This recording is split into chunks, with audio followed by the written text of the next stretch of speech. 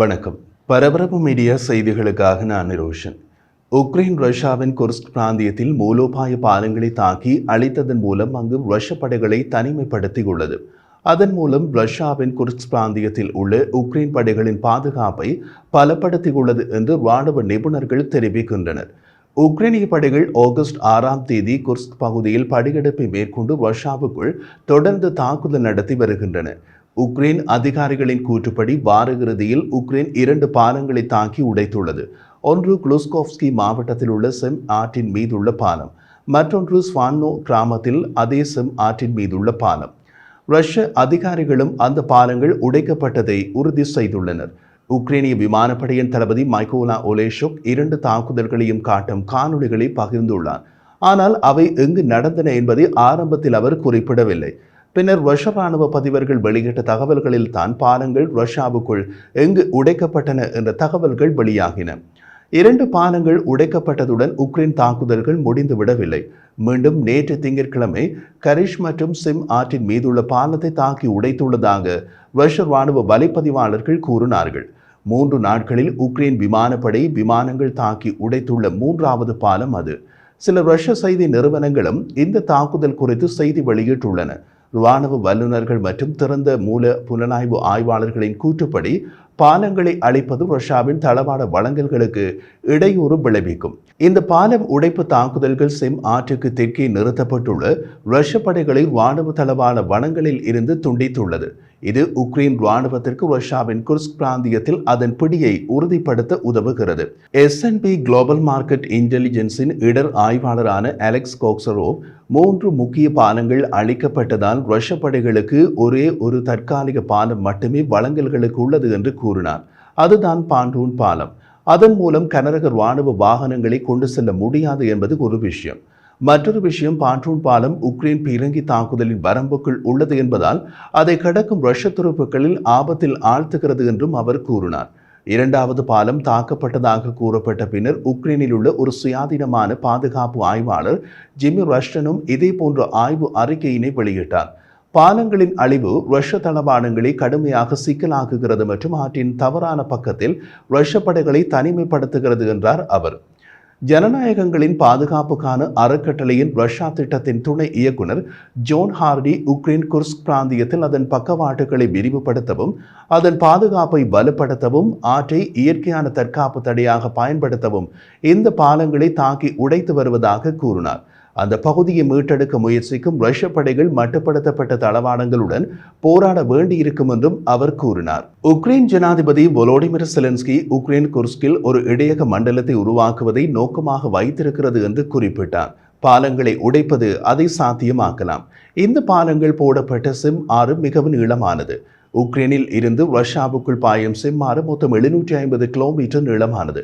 அதில் 250 கிலோமீட்டர் உக்ரைனுக்குள் உள்ளது, மீதி ரஷ்யாவுக்குள் பாய்கிறது. அந்த ஆற்றை கடக்காமல் ரஷ்யாவின் குர்ஸ்க் பிராந்தியத்தின் பல பகுதிகளை சென்றடைய முடியாது. அந்த பகுதிகள் உக்ரைனிய எல்லையின் ரஷ்யாவுக்குள்ளே உள்ளன. ரஷ்யாவின் குர்ஸ்க் பிராந்தியத்தின் மீது உக்ரைன் படையெடுப்பு செய்த போது ரஷ்யாவுக்குள் எந்த இடத்தில் படையெடுப்பு செய்தால் ரஷ்ய படைகளால் அதை தடுக்க முடியாது செய்ய முடியும் என்று நன்கு திட்டமிடப்பட்டே படையெடுப்பை நடத்தியுள்ளது. பாலங்கள் உடைக்கப்பட்ட பின் உக்ரைன் படைகள் குர்ஸ்க் பிராந்தியத்தில் தங்கள் ஆக்கிரமிப்பை தொடரக்கூடிய சாத்தியம் ஏற்பட்டுள்ளது. இப்போது ரஷ்ய ராணுவத்தின் டெர்கினோ க்ளூஷ்கோவா அச்சு முழுமையாக உடைக்கப்பட்டு விட்டது. உக்ரைன் படைகள் ரஷ்ய ராணுவத்தால் சுற்றி வளைக்கப்படலாம் என்று கடந்த வாரம் நாம் வெளியிட்ட காணொலியில் சிலர் வந்து பின்னூட்டமிட்டிருந்தனர். அதற்கு அவர்கள் ரஷ்யாவின் குர்ஸ்க் பிராந்தியத்தின் பூகோள அமைவிடங்களை நன்கு அறியவில்லை என்று அர்த்தம். தெற்கு உக்ரைனின் டெனிப்ரோ ஆறு கெர்சன் பிராந்தியத்தை எப்படி 2ஆக பிரிக்கிறதோ அதே போல ரஷ்யாவின் குர்ஸ்க் பிராந்தியத்தை செம்மாறு 2ஆக பிரிக்கிறது. உக்ரைன் படைகள் ரஷ்ய ராணுவத்தால் சுற்றி வளைக்கப்படலாம் என்று அவர்களது ஊகம் தலைகளாக மாறி இப்போது சிம் ஆற்றிற்கு தெற்கே நிறுத்தப்பட்டுள்ள ரஷ்ய படைகளை உக்ரைன் ராணுவம் சுற்றி வளைக்கலாம் என்ற சூழ்நிலை ஏற்பட்டுள்ளது. ரஷ்யாவின் குர்ஸ்க் பிராந்தியத்தை படையெடுத்து சென்ற உக்ரைன் ராணுவம் அங்கு 1000க்கும் மேற்பட்ட ரஷ்ய துருப்புக்களை போர்க்கைதிகளாக பிடித்து உக்ரைனுக்கு கொண்டு போய்விட்டார்கள். இப்போது செம் ஆற்றுக்கு தெற்கே நிறுத்தப்பட்டுள்ள ரஷ்ய படைகளை உக்ரைன் ராணுவம் சுற்றி வளைத்தால் ஆயிரக்கணக்கான ரஷ்ய துருப்புக்கள் உக்ரைனிடம் சிக்கிக் கொள்வார்கள். பாலங்கள் உடைக்கப்பட்டதால் அந்த ரஷ்ய துருப்புக்களுக்கு வழங்கல்களை அனுப்ப முடியாது. குர்ஸ்கில் உக்ரைன் ராணுவம் அடைய வேண்டிய மூலோபாய இலக்குகள் ரஷ்ய துருப்புகளுக்கு மிக குறைந்த பாதுகாப்புடன் இருப்பதால் உக்ரைனியர்கள் செயல்பாட்டு வெற்றிகளை எதிர்பார்க்கிறார்கள். குளூஷ்கோவாவில் உக்ரைன் ராணுவம் தேவையற்ற இழப்புகள் இல்லாமல் விரைவான தாக்குதல் ஒன்றை விரைவில் நடத்தினாலும் ஆச்சரியப்படுவதற்கில்லை. குளூஷ்கோவா என்பது உக்ரைன் எல்லையில் ரஷ்யாவுக்குள்ளே உள்ள ஒரு மாவட்டம். ரஷ்யாவின் குர்ஸ்க் பிராந்தியத்தில் குளூஷ்கோவா மாவட்டத்தை சுற்றி ஓடுகிறது செம்மாறு. இப்போது திரையில் தெரியும் வரைபடத்தை பாருங்கள். ரஷ்யாவின் குர்ஸ்க் பிராந்தியத்தில் குளூஷ்கோவா மாவட்டத்தை சுற்றி செம்மாறு எப்படி ஓடுகிறது என்பதை இந்த வரைபடம் புரிய வைக்கும். ரஷ்யாவுக்குள் அந்த மாவட்டத்திற்கு செல்ல வேண்டுமானால் செம் ஆற்றை கடக்க வேண்டும். உக்ரைனிலிருந்து தரை எல்லை ஊடாக செல்ல முடியும். அங்கும் ரஷ்ய ராணுவ தளங்கள் உள்ளன. பாலங்களை அழிப்பது அந்த பகுதியை கைப்பற்றுவதற்கான உக்தியின் ஒரு பகுதி என்று எடுத்துக் கொள்ளலாம். ரஷ்யாவின் அதன் துருப்புகளுக்கு வழங்கல்களை செய்வதற்காக ஆற்றின் குறுக்கே அதிக தற்காலிக பாலங்களை உருவாக்க முயற்சிக்கலாம் என்பது உண்மைதான். ஆனால் அந்த தற்காலிக பாலங்களை அமைக்கும் கோட்பாடு தெற்கு உக்ரைனின் டினிப்ரோ ஆற்றில் ரஷ்யாவுக்கு கை கொடுக்கவில்லை. அதனால் தான் ரஷ்ய ராணுவம் தெற்கு உக்ரைனில் கெர்சன் பிராந்தியத்தில் தாம் கைப்பற்றி வைத்திருந்த கெர்சன் நகரை கைவிட்டு பின்வாங்கிய நிலை ஏற்பட்டது.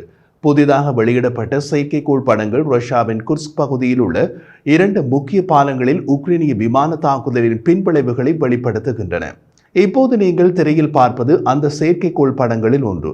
அதை பார்க்கும்போது அதிகளவு வெடிபொருள் பயன்படுத்தி நடத்தப்பட்ட தாக்குதல் என்பது தெளிவாக தெரிகிறது. அந்த விமான தாக்குதல் பற்றி நாம் ஏற்கனவே பரபரப்பு மீடியா யூடியூப் சேனலில் காணொலி ஒன்றை வெளியிட்டிருந்தோம். இப்போது திரையில் தெரியும் மற்றொரு செயற்கைக்கோள் படத்தை பாருங்கள். இது ரஷ்யாவுக்குள் அந்த பகுதியை செம்மாறு எப்படி சுற்றி ஓடுகிறது என்பதை மேலும் தெளிவாக புரிய வைக்கும்.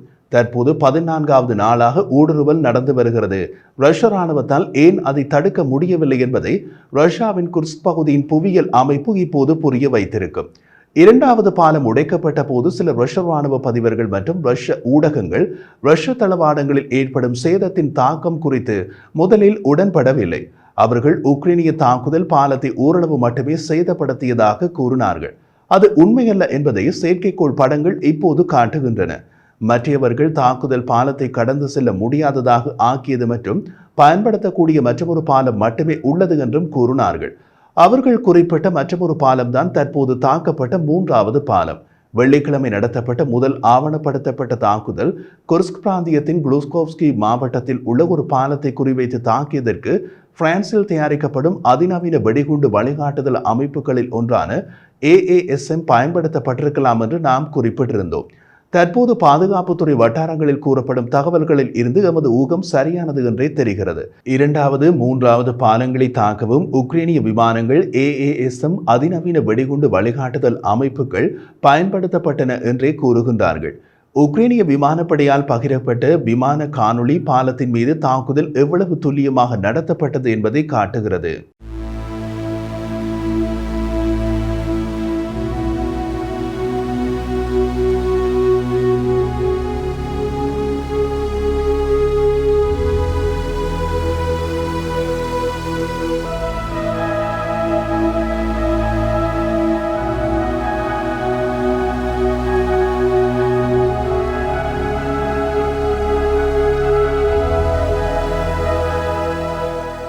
தாக்குதலின் துல்லியத்தன்மையால் பாலத்தின் ஒரு பகுதி சீம் ஆற்றில் இடிந்து விழுந்தது.